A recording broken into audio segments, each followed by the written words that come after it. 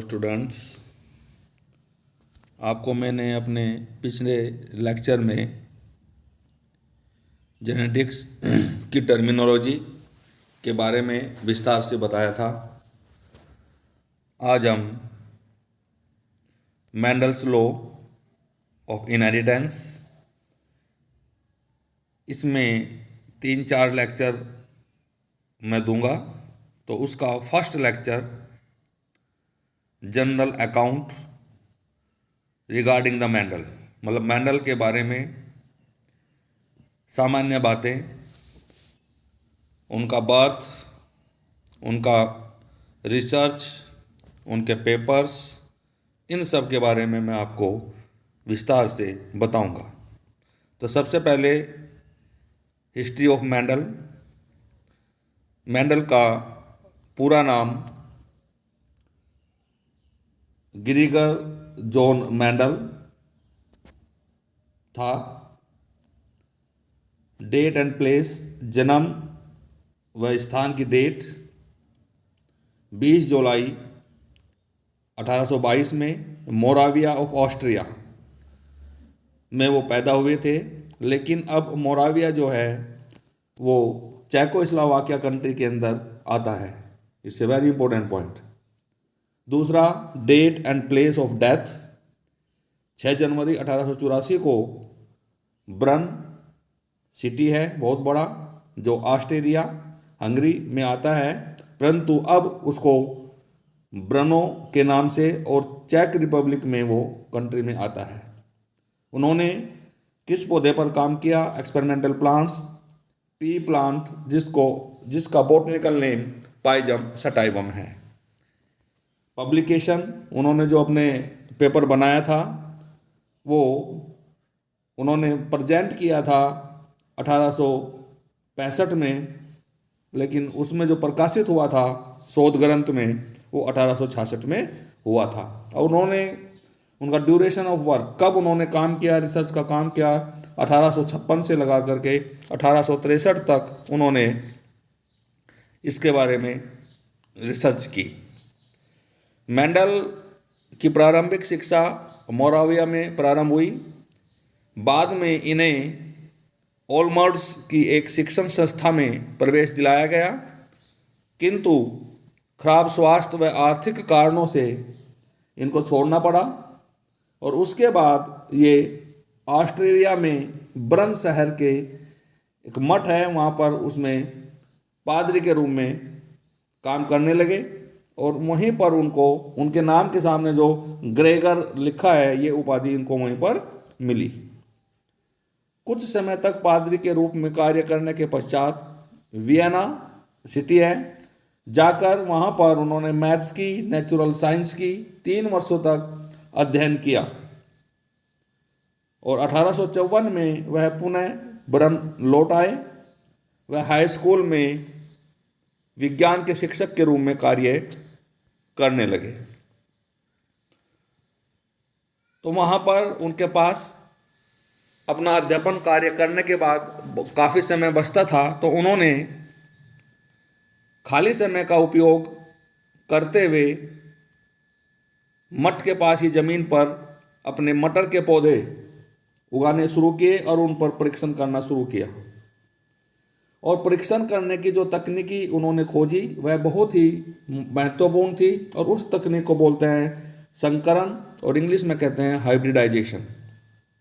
और उस तकनीक का प्रयोग करते हुए लॉ ऑफ इनहेरिटेंस, वंशागति का नियम दिए। मेंडल ने अपने परीक्षण परिणामों को, जैसा कि मैंने अभी पीछे भी बताया था, 1865 8 मार्च को ब्रन सोसाइटी ऑफ नेचुरल हिस्ट्री, एक ये वहाँ पर ग्रुप है साइंस, वहाँ पर उन्होंने उसको प्रेजेंट किया था। और जैसा अभी बताया था 1866 1 वर्ष के बाद में उन्होंने मेंडल के वर्क को, मेंडल की रिसर्च को प्रकाशित किया, परंतु दुर्भाग्यवश वैज्ञानिकों ने उनके कार्य पर काफ़ी लंबे समय तक ध्यान नहीं दिया और उनके नियम उपेक्षित रहे। मैंने जो अभी आपको डिस्कस किया हाइब्रिडाइजेशन टेक्निक, उसके बारे में मैं बता दूं। इंपॉर्टेंट 3-4 पॉइंट मैंने नोट किया है, मैं आपको बता देता हूं। नंबर 1 इज मटर में प्राकृतिक रूप से स्वपरागण होता है। जो मटर का जो पुष्प होता है वो बाइसेक्सुअल होता है और इसमें सेल्फ पोलिनेशन होता है, परागण होता है। सेल्फ मतलब उसी के एंथर और उसी के स्टिग्मा ये होता है। तो स्वपरागण को रोकने के लिए मेंडल ने फीमेल पेरेंट पौधे के स्टिग्मा के पकने से पहले ही स्टेमन को हटा दिया। स्टेमन क्या होते हैं? मेल रिप्रोडक्टिव ऑर्गन होते हैं और स्टिग्मा होता है फीमेल। से फॉर एग्जांपल मैं आपको बता दूं, जैसे ये स्टिग्मा होता है ऐसे, और ये होते हैं पुंकेसर जिसको हम क्या बोलते हैं? स्टेमन। ये मेल पार्ट होता है फ्लावर का। तो उन्होंने क्या किया, इसको उन्होंने फीमेल प्लांट बनाया। इसको वो फीमेल बनाना चाहते हैं, तो फीमेल बनाने के लिए क्या होता है, उन्होंने ये जो एंथर हैं, जो मेल पार्ट था, इनको वहाँ से हटा दिया, इनको वहाँ से काट दिया, इनको अलग कर दिया पौधे से, और केवल इसको क्या बना दिया? Female plant. तो इस क्रिया को क्या बोलते हैं? विपुंसन, या इंग्लिश में बोलते हैं इमस्कुलेशन, राइट। तो दूसरा पॉइंट था, क्रॉस पोलिनेशन के लिए मादा पौधे के मैच्योर स्टिग्मा पर नर पौधे के परागकण छिड़क दिए। क्रॉस पोलिनेशन का मतलब होता है, जैसे ये दूसरा एक दूसरा प्लांट हो गया यहाँ पर ऐसे, ये स्टिग्मा, दूसरा फ्लावर हो गया, ये स्टेमन, ये स्टेमन, ये स्टेमन। तो उन्होंने क्या किया, इसको फीमेल बनाया और इसको मेल बनाया। तो इसको जब मेल बनाएंगे तो इसका ये पार्ट जो है निकाल देते हैं, स्टिग्मा वाला पार्ट निकाल देते हैं। तो ये फ्लावर क्या हो गया? ये फीमेल हो गया, और ये फ्लावर क्या हो गया? मेल। तो क्रॉस का मतलब दूसरे पुष्प के से क्रॉस कराना। तो इसके जो ये स्टेमन थे, इनके परागकण को यहाँ पर ला करके रप्चर किया जब मैच्योर हुए, और इनको डस्टिंग किया यहाँ पर, तो इसके ऊपर उनको छिड़क दिया। तो इस प्रकार से क्या हो गया? क्रॉस पोलिनेशन उन्होंने कराया। तीसरा पॉइंट, परपरागित पुष्पों को, जो ये परपरागित पुष्प हो गए, यहाँ से पुष्प हो गए, यहाँ लाए इनको, तो इन पुष्पों को कि कोई और परागकण यहाँ पर नहीं आ जाए, उनसे बचने के लिए इनको कवर किया, थैली वगैरह से इनको बांधा। चौथा पॉइंट,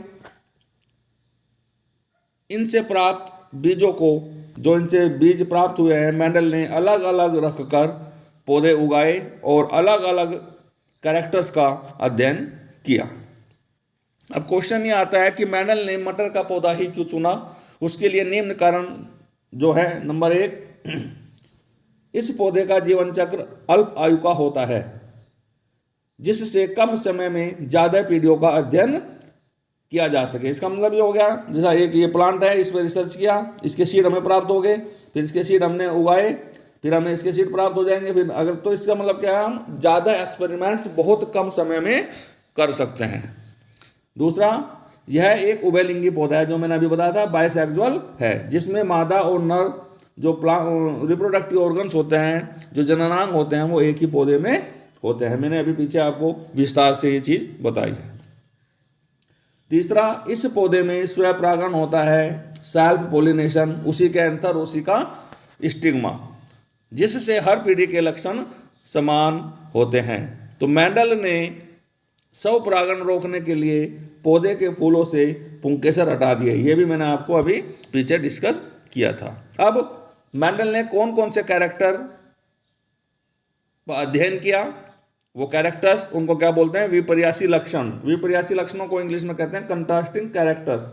कंट्रास्टिंग कैरेक्टर या विपर्यासी लक्षण कौन से होते हैं भाई? वो होते हैं बिल्कुल एक्सट्रीम होते हैं, जैसे एक बिल्कुल यहाँ पर नीचे और एक यहाँ, इनके बीच में कोई भी वेरिएशन नहीं होता। से फॉर एग्जांपल, ये लंबा और ये छोटा, स्मॉल, ये लंबा, ये स्मॉल, मतलब बीच में कोई भी इंटरमीडिएट इनके नहीं होता। तो इसके दोनों तरफ एक्सटिंक्ट थे बिल्कुल, एक उधर और एक उधर, एक ऊपर और एक नीचे, बीच में कोई भी कैरेक्टर्स नहीं थे। तो इस प्रकार के कैरेक्टर्स को कंट्रास्टिंग कैरेक्टर या विपर्यासी लक्षण कहते हैं। तो सबसे पहले उन्हें क्या कर लिया? सीड के कैरेक्टर लिए। शेप, सीड की शेप क्या थी? एक राउंड और एक रिंकल्ड। राउंड गोल और रिंकल्ड का मतलब होता है झुर्रीदार। और कोटोलिडोन्स कलर, कोटाइडोन्स कलर जानते हो, इसको बोलते हैं कलर ऑफ एल्बुमिन भी इसको कहते हैं। जब हम बीज को अंदर से उसका सेक्शन काटते हैं तब वो कैसा दिखाई देता है? या तो येलो होता है या ग्रीन होता है। और सीड कोट मतलब सीड जो होता है वो बाहर से कैसा दिखता है, ग्रे एंड वाइट। फिर जो उन्होंने 2 कैरेक्टर लिए 4 और 5, वो पोड फली की जो फली आती है उसके ऊपर मटर के, उनके लिए उसकी आकृति कैसी थी, इन्फ्लेटेंट और कंस्ट्रक्टेड, इस प्रकार से। इन्फ्लेटेंट का मतलब होता है बिल्कुल सीधी, और कंस्ट्रक्टेड का मतलब होता है इस प्रकार से मार्जिन वाली, कंस्ट्रक्टेड। उनका कलर क्या था, ग्रीन एंड येलो। और इस टाइम के 2 कैरेक्टर लिए, पोजीशन ऑफ पोड या इसको पोजीशन ऑफ फ्लावर कहते हैं। एक था एक्सियल और एक था टर्मिनल। टर्मिनल का क्या मतलब होता है, जैसे ये पौधा है, फ्लावर्स हैं और बिल्कुल ऊपर जाकर के यहाँ पर फ्लावर आया, राइट। और टर्मिनल होता है ऐसे, टर्मिनल होता है बिल्कुल ये,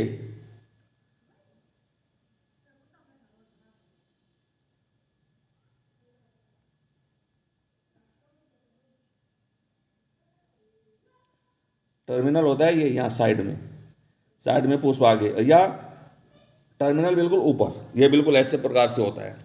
या फ्लावर भी इसको कह सकते हैं, पोट भी कहते हैं। तीसरा प्लांट हाइट, जो सबसे इंपॉर्टेंट कैरेक्टर है, एक तो टॉल होता है लंबा और एक छोटा स्मॉल। तो ये इस प्रकार से उन्होंने कैरेक्टर्स लिए। और यहाँ पर एक बहुत इंपॉर्टेंट बात बतानी जरूरी है। मैंने आपको पहले ये बताया था, जब मैंने आपको जेनेटिक्स की टर्मिनोलॉजी बताई थी, उसमें मैंने आपको 2 तरह के कैरेक्टर्स बताए थे, एक तो प्रभावी कैरेक्टर्स और एक अप्रभावी कैरेक्टर्स। प्रभावी कैरेक्टर्स का क्रॉस जब अप्रभावी कैरेक्टर्स के प्लांटों से कराया जाता है, तो जो F1 पीढ़ी बनती है, ये मैंने आपको टर्मिनोलॉजी ऑफ जेनेटिक्स के समय बहुत अच्छी तरीके से बताया था। तो तब क्या होता है, एक ही कैरेक्टर डेवलप होता है। से फॉर एग्जांपल ये टॉल प्लांट है, ये छोटा प्लांट है जिसको कहते हैं ड्वार्फ। इन दोनों का क्रॉस कराया तो F1 जो सबसे पहले पीढ़ी बनेगी, इसमें सारे के सारे टॉल प्लांट पैदा होंगे। मतलब जो कैरेक्टर यहाँ पर F1 में दिखाई देता है वो क्या होता है, डोमिनेंट होता है, जो अप्रभावी को दबा देता है। अप्रभावी को रिसेसिव कैरेक्टर बोलते हैं और प्रभावी को डोमिनेंट कैरेक्टर बोलते हैं। तो इसी प्रकार से मैंने आपको ये सब चीज़ें बताई हैं। यहाँ पर 2 कैरेक्टर उन्होंने लिए थे, एक तो डोमिनेंट और एक रिसेसिव। ये सब डोमिनेंट है और ये सब रिसेसिव है। अगर इनका आपस में क्रॉस कराया जाता है तो ये वाले कैरेक्टर उस पौधे में F1 पीढ़ी में अपियर होते हैं। ये बिल्कुल आपको समझना चाहिए, it's a very important point. उसके बाद rediscovery of Mendel's of law. मैंने आपको इससे पहले बताया था कि उन्होंने 1865 में ये नियम बताए थे, परंतु 35 वर्षों तक उन पर कोई ध्यान नहीं दिया गया, उपेक्षित रहे। उसके बाद 3 वनस्पतिक वैज्ञानिकों ने, जिनके नाम हुगो डी वेरिस, ये हॉलैंड के थे, कार्ल कोरन जर्मनी के थे, और एरिक वॉन शेरमार्क या इसको स्मैक भी बोलते हैं, ऑस्ट्रिया के थे, जहाँ के मेंडल खुद थे। इन्होंने अपने अलग अलग इंडिविजुअल लेवल पर अलग अलग अनुसंधान किए और 1900 के अंदर मेंडल के समान ही निष्कर्ष निकाले। जो मेंडल ने 1865 में बताए थे वो उन्होंने 1900 में बताए। तो इस प्रकार से उनके नियमों की पुनर्खोज हुई, रिडिस्कवरी हुई। So these scientist are called as rediscoverer. पुनः खोजने वाले मेंडल के नियमों को कहे जाने लगे, और ग्रीगर जॉन मेंडल को उसके बाद फादर ऑफ जेनेटिक्स, अनुवंशिकी के जनक बोलने लगे। अब क्वेश्चन ये आता है कि उनके जो जीन्स हैं, जो कैरेक्टर्स हैं, जो 7 कैरेक्टर्स मेंडल ने लिए थे, उनके जीन्स कहाँ कहाँ पर पाए जाते हैं। ये आपको पता होना चाहिए कि मेंडल के अंदर 7 जोड़ी, पाइजम सडाइम के अंदर 7 जोड़ी जीन्स होते हैं। जब 1 जोड़ी, 2 जोड़ी, 3 जोड़ी, 4 जोड़ी, 5 जोड़ी, 6 जोड़ी और 7 जोड़ी, इस प्रकार से 7 पेयर्स क्रोमोसोम्स रहते हैं। तो जो नंबर 1 का ये जो क्रोमोसोम्स है, से 1, 2, 3, 4, 5, 6 और 7। तो 1 नंबर के क्रोमोसोम पर सीड कोट, इस पर सीड कोट सीड का कलर और सीड कोटालिडोन्स कलर। सीड के दो कलर मैंने बताए थे, जो बाहर से दिखता है, जो अंदर उसका कलर होता है, वो दोनों के दोनों क्रोमोसोम नंबर 1 पर होते हैं।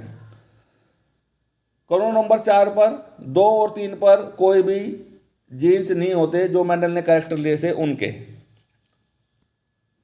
क्रोमोसोम नंबर 4 पर plant height, position of flower और पोड शेप, ये 3 कैरेक्टर्स के जीन्स पाए जाते हैं। और 5 पर, 6 पर भी कोई नहीं थे, और 5 पर थे पोड का कलर, और 7 पर था सीड का शेप। तो इस प्रकार से आपको ये सब क्लियर हो गया इस डायग्राम से, इस टेबल से, कि मेंडल्स ने जो 7 कैरेक्टर्स अपने स्टडी के लिए चुने थे, उनके जीन्स कौन कौन से क्रोमोसोम पर स्थित थे। तो ये क्वेश्चन 1 नंबर में ऑब्जेक्टिव भी आ सकता है। तो आपको बता देना है कि मेंडल्स ने जो जीन 7 कैरेक्टर्स स्टडी किए थे, उनके जीन्स क्रोमोसोम नंबर 1 पर, 4 पर, 5 पर और 7 पर होते हैं। अगर क्वेश्चन ये आता है कि किन पर नहीं होते, तो आपको बताना है 2, 3 और 6 पर नहीं होते। तो ये आपको बिल्कुल क्लियर है, इस टेबल को आप ढंग से पढ़ लेना। अब मैंने आपको ये सब, इसकी जो जनरल अकाउंट्स था, बहुत अच्छी तरीके से आपको बताया है। और फिर भी यदि आपको कुछ समझ नहीं आए तो आप चैट के माध्यम से पूछ सकते हैं। और सभी बीएससी फर्स्ट ईयर के स्टूडेंट्स को बार बार सभी प्रोफेसर्स के द्वारा कहा जा रहा है कि जो भी वीडियो आए उसको ढंग से देखो, चैनल को सब्सक्राइब करो, और कोई भी अगर समस्या है, कोई भी अगर प्रॉब्लम्स है कहीं पर भी, किसी स्टेप में भी, तो आप चैट के माध्यम से पूछ सकते हैं। Thank you, thank you, thank you very much.